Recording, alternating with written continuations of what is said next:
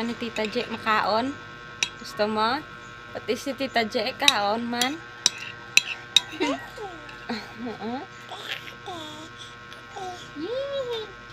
Wow! Sarap! Yehey! Namit! Namit!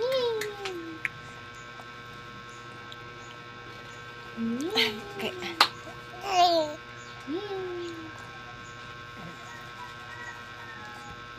Kabalo ka mong gina guys, ang kaon niya ni kalabasa. Gatararamusing sa kayang kalabasa, ginpaligo niya. Tapos, tuyo-tuyo na sa ang hungit ko, gagmay, tag-amo pa ni kadagko ho. Gamay pa di, hindi sa gali kontento.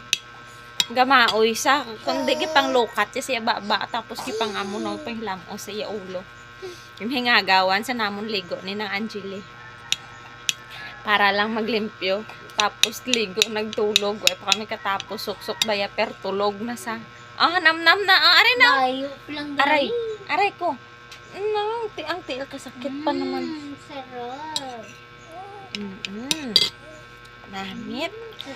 Ano ka to sa dalam mo? Aray ko sakit sa imo tiil.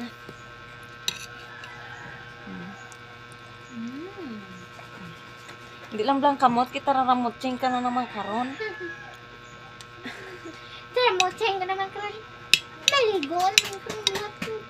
Hindi na Tita J. Isa lang panibin lang.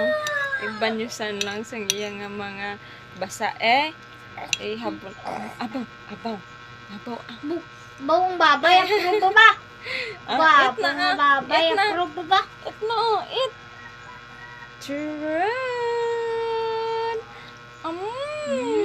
Hindi pagkagta kay ngilo na karon imo unto. Ambot sa imo. Kanon sa kanon ganay nakagat. Agay akasakit man niya sa sige mga tiil. Duts. Tan taran dance. Aragay.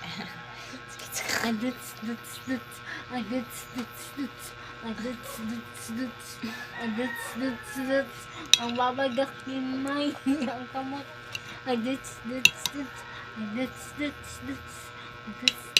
Ang kalabasa may may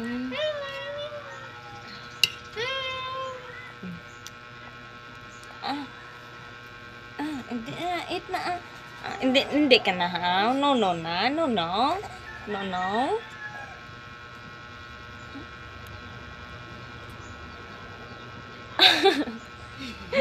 Hindi kayo magkagata kay wala anak ka.